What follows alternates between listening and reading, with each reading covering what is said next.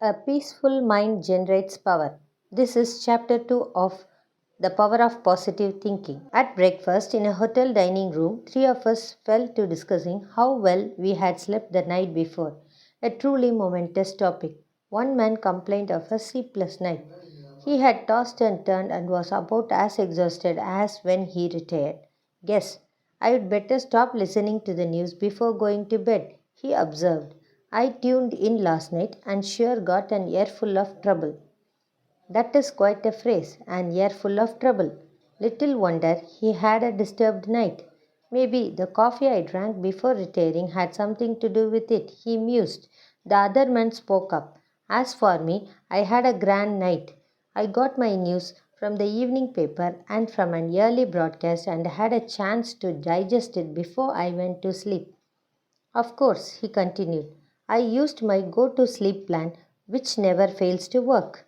I prodded him for his plan, which he explained as follows. When I was a boy, my father, a farmer, had the habit of gathering the family in the parlor at bedtime and he read to us out of the Bible. I can hear him yet. In fact, every time I hear those Bible verses, I always seem to hear them in the tone of my father's voice. After prayers, I would go up to my room and sleep like a top. But when I left home, I got away from the Bible reading and prayer habit. I must admit that for years, practically, the only time I ever prayed was when I got into a jam. But some months ago, my wife and I, having a number of difficult problems, decided we would try it again. We found it a very helpful practice. So now, every night before going to bed, she and I together read the Bible and have a little session of prayer. I don't know what there is about it, but I have been sleeping better and things have improved all down the line.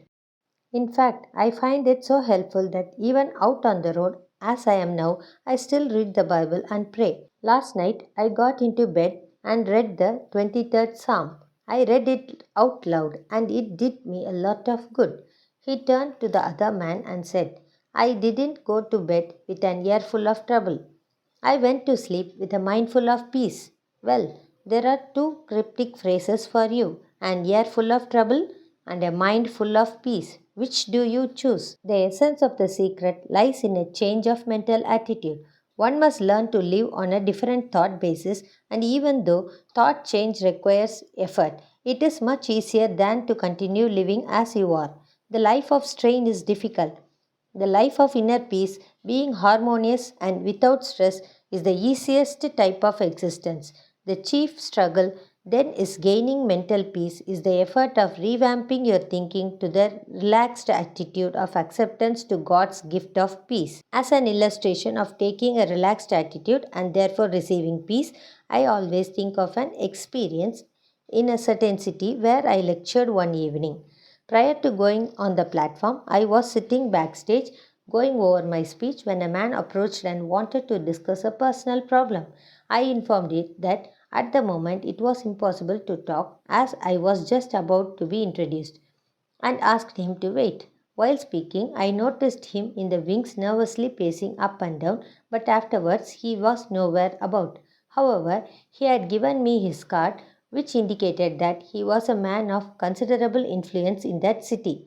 Back at my hotel, although it was late, I was still troubled by this man, so I telephoned him.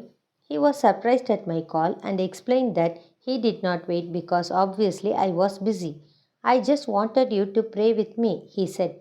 I thought if you would pray with me, perhaps I could get some peace. There is nothing to prevent us from praying together on the telephone right now, I said. Somewhat in surprise, he replied, I have never heard of praying on the telephone. Why not? I asked. A telephone is simply a gadget of communication. You are some blocks from me, but by means of the telephone we are together. Besides, I continued, the Lord is with each of us. He is at both ends of this line and in between. He is with you and He is with me. All right, he conceded. I would like to have you pray for me. So I closed my eyes and prayed for the man over the telephone and prayed just as though we were in the same room. He could hear and the Lord could hear. When I finished, I suggested, won't you pray? There was no response. Then at the other end of the line, I heard sobbing, and finally, I can't talk, he said. Go on and cry for a minute or two and then pray, I suggested. Simply tell the Lord everything that is bothering you. I assume this is a private line, but if not, and if anybody is listening, it won't matter. As far as anyone is concerned, we are just a couple of voices. Nobody would know it is you and I. Thus encouraged, he started to pray, hesitantly at first, and then with great impetuosity he poured out his heart, and it was filled with hate, frustration, failure, a mass of it. Finally, he prayed plaintively, Dear Jesus, I have a lot of nerve to ask you to do anything for me because I never did anything for you. I guess you know what a no account I am, even though I put on a big front. I am sick of all this, dear Jesus. Please help me. So I prayed again and asked the Lord to answer his prayer. Then said, Lord, at the other end of the telephone wire, please place your hands on my friend and give him peace. Help him now to yield himself and accept your gift of peace.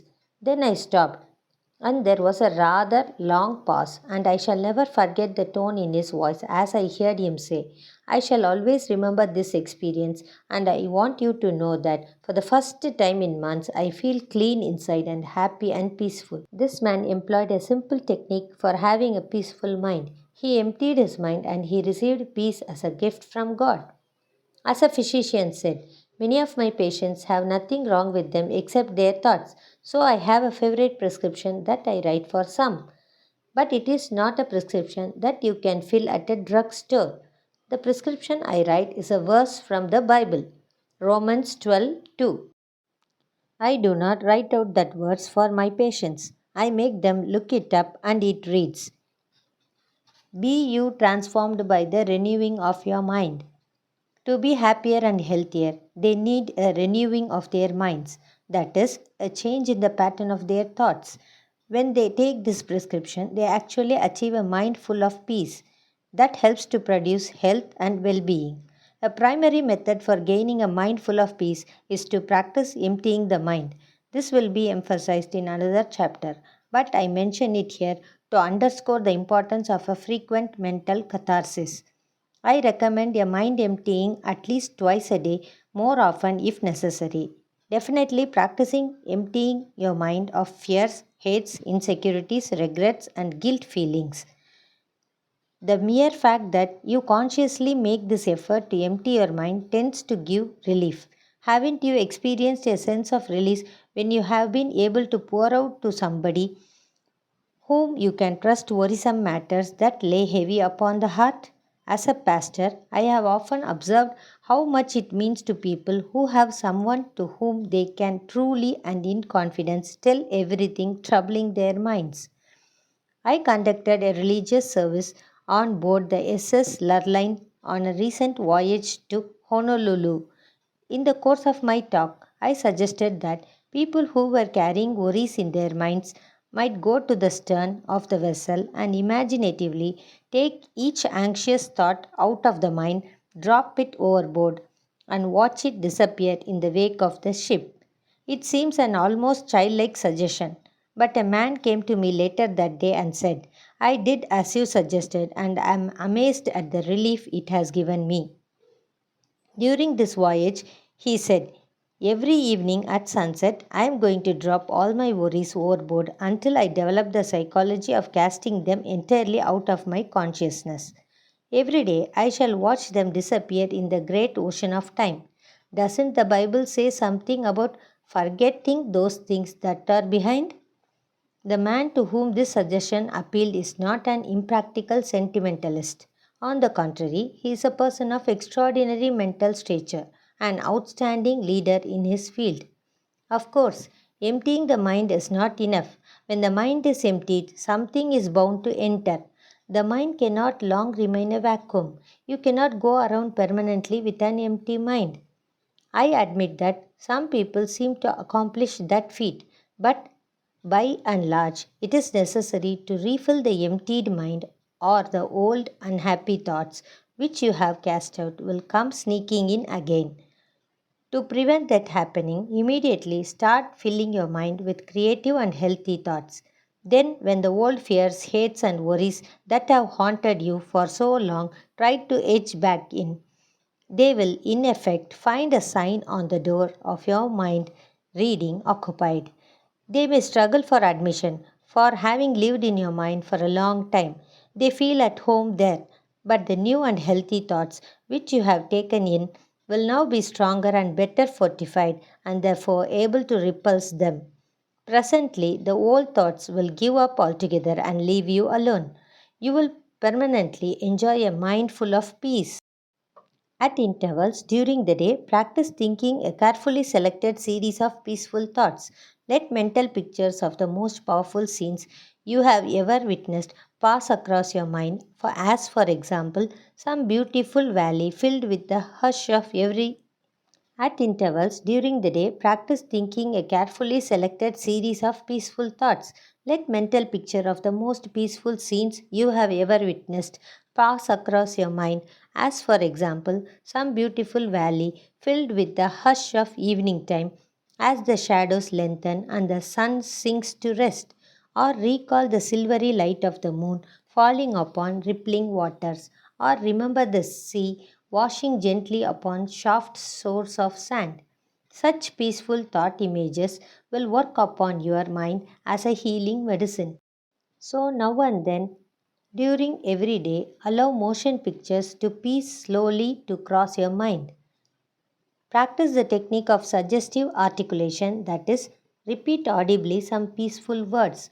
Words have profound suggestive power, and there is healing in the very saying of them. Utter a series of panicky words, and your mind will immediately go into a mild state of nervousness. You will perhaps feel a sinking in the pit of your stomach that will affect your entire physical mechanism. If, on the contrary, you speak peacefully, quieting words, your mind will react in a peaceful manner. Use such a word as tranquility. Repeat the word slowly several times. Tranquility is one of the most beautiful and melodic of all English words, and the mere saying of it tends to introduce a tranquil state. Another healing word is serenity. Picturize serenity as you say it. Repeat it slowly and in the mood of which the word is a symbol. Words such as these have a healing potency when used in this manner. It is also helpful to use lines from poetry or passages from the scriptures. A man of my acquaintance who achieved a remarkable peace of mind has the habit of writing on cards unusual quotations expressing peacefulness. He carries one of the cards in his wallet at all times, referring to it frequently until each quotation is committed to memory. He says that each such idea dropped into the subconsciousness lubricates his mind with peace. A peaceful concept is indeed oil on troubled thoughts. One of the quotations which he used is from the 16th century mystic. Let nothing disturb you, let nothing frighten you. Everything passes away except God. God alone is sufficient. The word of the Bible have a particularly strong therapeutic value. Drop them into your mind, allowing them to dissolve in consciousness, and they will spread a healing bomb over your entire mental structure. This is one of the simplest processes to perform and also one of the most effective in attaining peace of mind. A salesman told me of an incident that took place in a Midwestern hotel room. He was one of a group of businessmen having a conference. One man was very much on edge. He was snappy, argumentative, high strung. Everyone present knew him quite well and realized he was under great nervous pressure. But finally, his irritating attitudes began to get on everybody's nerves. Presently, this nervous individual opened his traveling bag, took out a big bottle of brackish looking medicine, and poured himself a large dose. Asked what this medicine was, he growled, "Oh, it's something for nerves. I feel like I am going to break in pieces. The pressure I am under makes me wonder if I am going to crack up. I try not to show it, but I suppose even you fellows have observed that I am nervous. This medicine was recommended and I have swallowed several bottles of it, but I don't seem to get any better." The other man laughed. Then one said in a kindly manner, Bill, I don't know anything about that medicine you are taking. Maybe it's all right. It probably is, but I can give you some medicine for those nerves that will do you more good than that. I know because it cured me and I was worse off than you are. What is this medicine? Snapped the other. The other man reached into his bag and pulled out a book. This book will do the job, and I really mean it. I suppose you think it's strange that I carry a Bible around in my bag, but I don't care who knows it. I'm not a bit ashamed of it. I have been carrying this Bible in my bag for the past 2 years and I have marked places in it that help keep my mind at peace. It works for me and I think it can do something for you too. Why not give it a trial? The others were listening with interest to this unusual speech.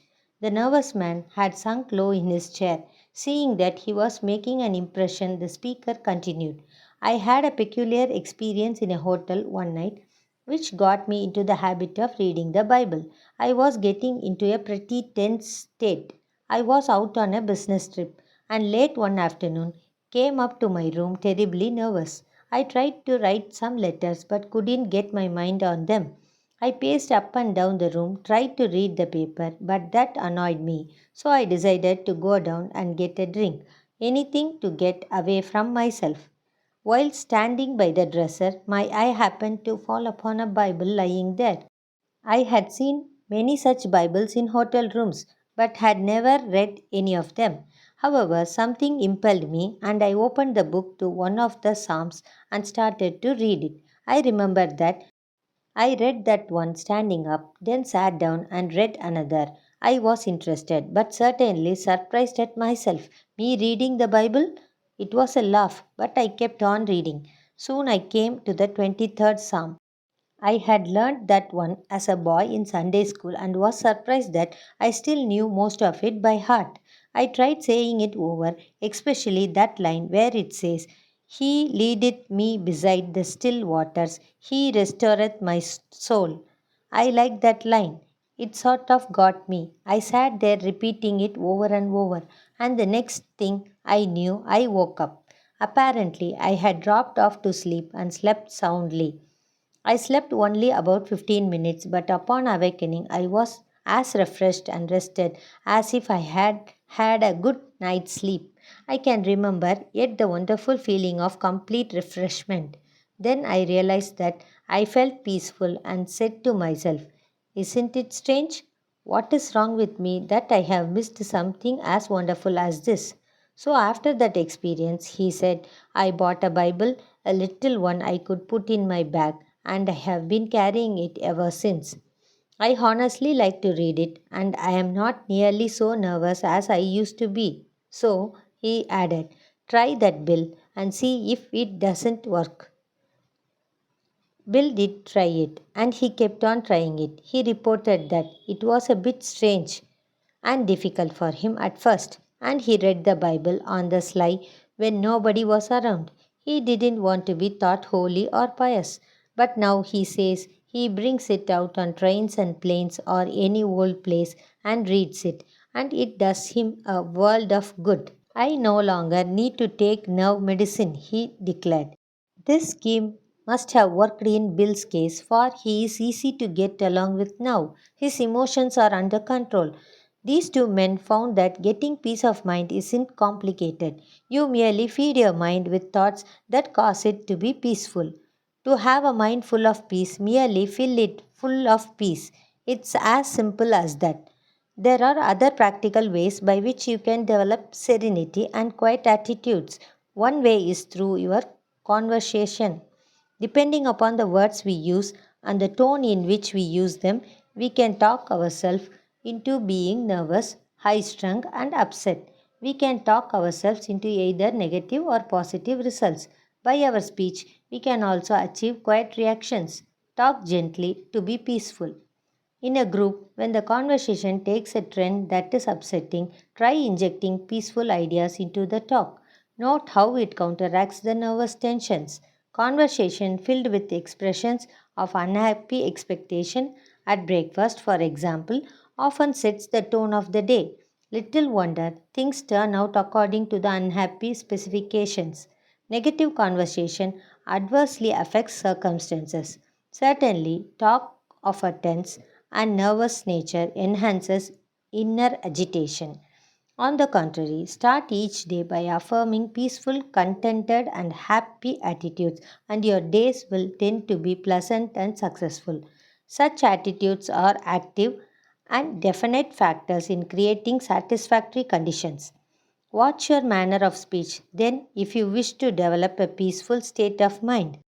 It is important to eliminate from conversations all negative ideas, for they tend to produce tension and annoyance inwardly. For example, when you are with a group of people at luncheon, do not comment that the communists will soon take over the country. In the first place, communists are not going to take over the country, and by so asserting, you create a depressing reaction in the minds of others.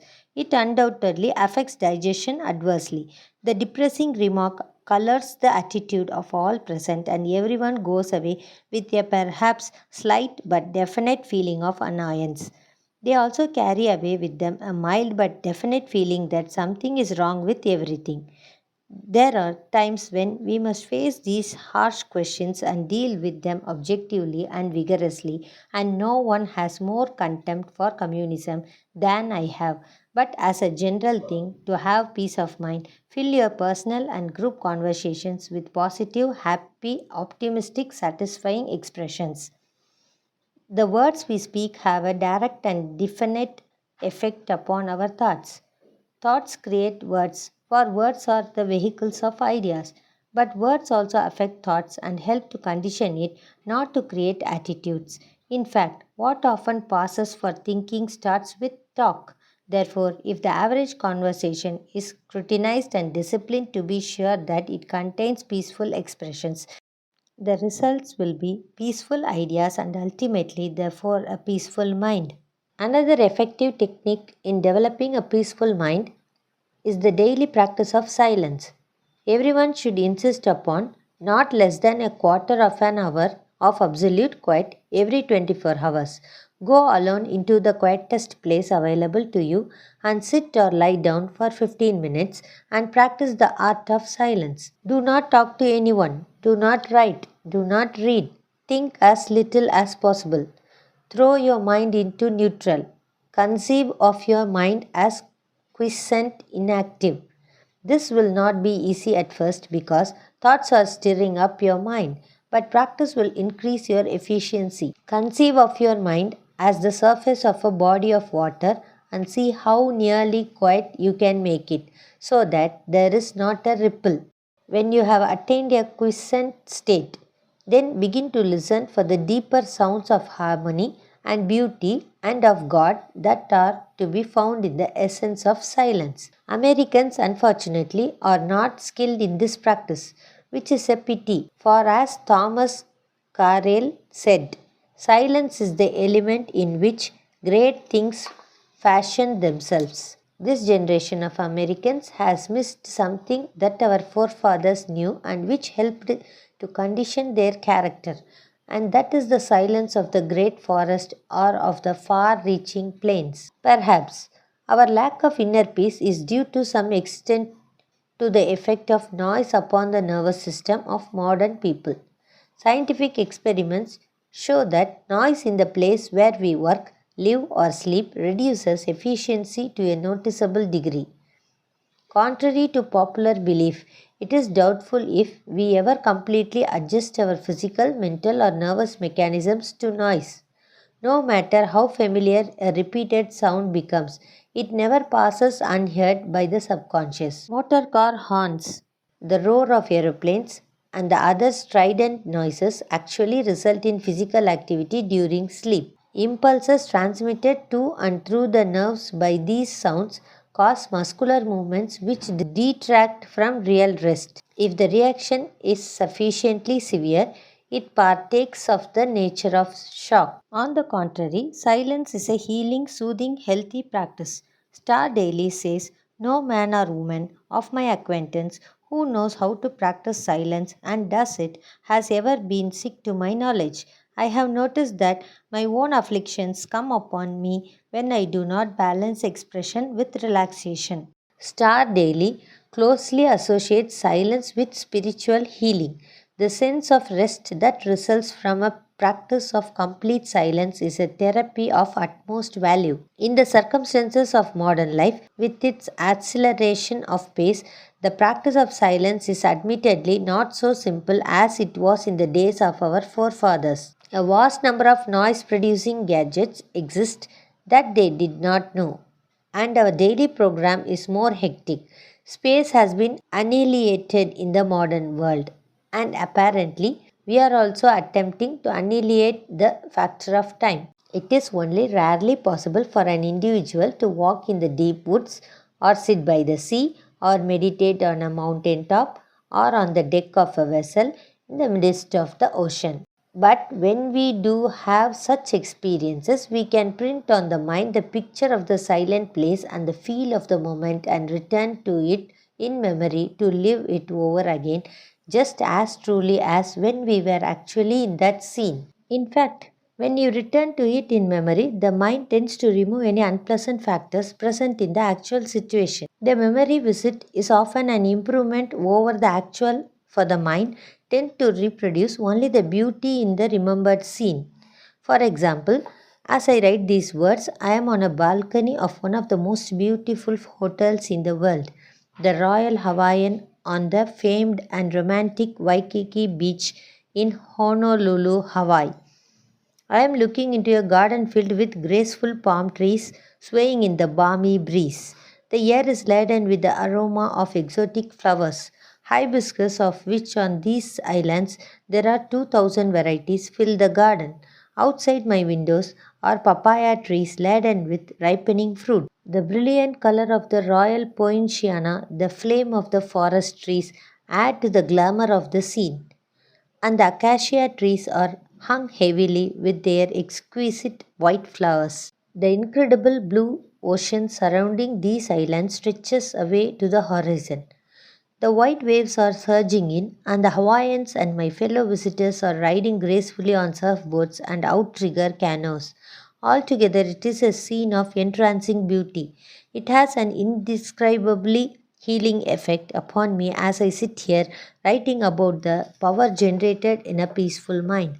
The insistent responsibilities under which I ordinarily live seem so far away. Though I am in Hawaii to give series of lectures and to write this book, nevertheless, the peace with which this place is filled envelops me. Yet I realize that when I have returned to my home in New York, 5,000 miles away, I shall only then truly savor the exquisite joy of the beauty which I now behold.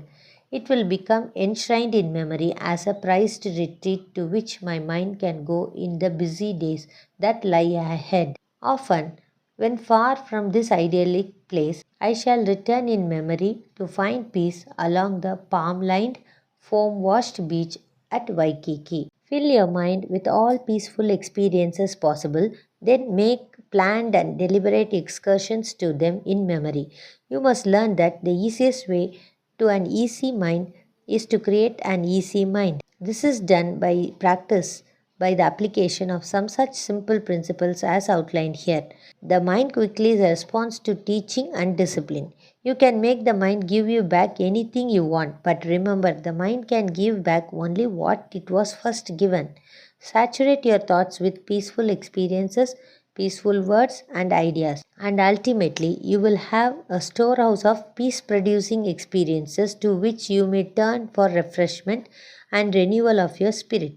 It will be a vast source of power. I spent a night with a friend who has a very lovely home. We had breakfast in a unique and interesting dining room. The four walls are painted in a beautiful mural picturing the countryside in which my host was reared as a boy. It is a panorama of rolling hills, gentle valleys, and singing streams, the latter clean and sun speckled and babbling over rocks. Winding roads meander through pleasant meadows. Little houses dot the landscape. In a central position is a white church surmounted by a tall steeple. As we breakfasted, my host talked of this region of his youth, pointing out various points of interest in the painting around the wall. Then he said, often as I sit in this dining room, I go from point to point in my memory and relive other days. I recall, for example, walking up that lane as a boy with bare foot, and I can remember yet how the clean dust felt between my toes. I remember fishing in that trout stream on many a summer afternoon and coasting down those hills in the winter time. There is the church I attended as a boy. He grinned and said, I sat through many a long sermon in that church, but gratefully recall to mind the kindliness of the people and the sincerity of their lives. I can sit here and look at that church and think of the hymns I heard there with my mother and father as we sat together in the pew. They are long buried in that cemetery alongside the church, but in memory, I go and stand by their graves and hear them speak to me as in days gone by. I get very tired and sometimes I am nervous and tense. It helps to sit here and go back to the days when I had an untroubled mind, when life was new and fresh. It does something for me. It gives me peace. Perhaps we all cannot have such murals on the dining room walls, but you can put them around the wall of your mind. Pictures of the most beautiful experiences of your life. Spend time among the thoughts which these pictures suggest, no matter how busy you may be or what responsibilities you carry. This simple, rather unique practice, having proved successful in many instances, may have a beneficial effect upon you. It is an easily practiced, easy way to a peaceful mind. There is a factor in the matter of inner peace which must be stated because of its importance. Frequently, I find that people who are lacking in inner peace are victims of a self punishment mechanism. At some time in their experience, they have committed a sin and the sense of guilt haunts them. They have sincerely sought divine forgiveness, and the good Lord will always forgive anyone who asks Him and who means it. However, there is a curious quirk within the human mind whereby sometimes an individual will not forgive himself. He feels that he deserves punishment and therefore is constantly anticipating that punishment. As a result, he lives in a constant apprehension that something is going to happen. In order to find peace under these circumstances, he must increase the intensity of his activity. He feels that hard work will give him some release from his sense of guilt. A physician told me that in his practice, a number of cases of nervous breakdown were traceable to a sense of guilt for which the patient has unconsciously attempted to compensate by hectic overwork. The patient attributed his breakdown not to the sense of guilt but to his overworked condition. But, said the physician, these men need not have broken down from overwork if first the sense of guilt had been fully released. Peace of mind under such circumstances is available by yielding the guilt as well as the tension it produces to the healing therapy of Christ. At a resort hotel where I had gone for a few days of quiet writing, I encountered a man from New York whom I knew slightly. He was a high pressured, hard driving, and exceedingly nervous business executive. He was sitting in the sun in a deck chair. At his invitation, I sat down and chatted with him. I am glad to see you relaxing in this beautiful spot, I commented. He replied nervously, I haven't any business being here. I have so much work to do at home. I am under terrible pressure. Things have got me down. I am nervous and can't sleep. I am jumpy. My wife insisted that I come down here for a week. The doctors say there is nothing wrong with me if I just get to right thinking and relax. But how in the world do you do that? He challenged. Then he gave me a piteous look. Doctor, he said, I would give anything if I could be peaceful and quiet. It's what I want more than anything in this world. We talked a bit, and it came out in the conversation that he was always worrying that something sinister was going to happen. For years, he had anticipated some dire event, living in constant apprehension about something happening to his wife or his children or his home. It was not difficult to analyze his case. His insecurity arose from a double source. from childhood insecurities and from later guilty experiences. His mother had always felt that something was going to happen and he had absorbed her anxiety feelings. Later, he committed some sins and his subconscious mind insisted upon self punishment. He became victim to the mechanism of self punishment. As a result of this unhappy combination, I found him this day in a highly inflamed state of nervous reaction. Finishing our conversation, I stood beside his chair a moment. There was no one near, so I rather hesitantly suggested, "Would you by any chance like me to pray with you?" He nodded, and I put my hand on his shoulder and prayed, "Dear Jesus, as you healed people in the long ago and gave them peace, heal this man now. Give him fully of thy forgiveness. Help him to forgive himself. Separate him from all his sins and let him know that you do not hold them against him. Set him free from them. Then let thy peace flow into his mind, into his soul, and into his body." He looked up at me with a strange look on his face and then turned away, for there were tears in his eyes and he didn't want me to see them. We were both a bit embarrassed and I left him. Months later, I met him and he said, "Something happened to me down there that day when you prayed for me. I felt a strange sense of quietness and peace," and he added, "healing." He goes to church regularly now and he reads the Bible every day of his life. He follows the laws of God and he has lots of driving force.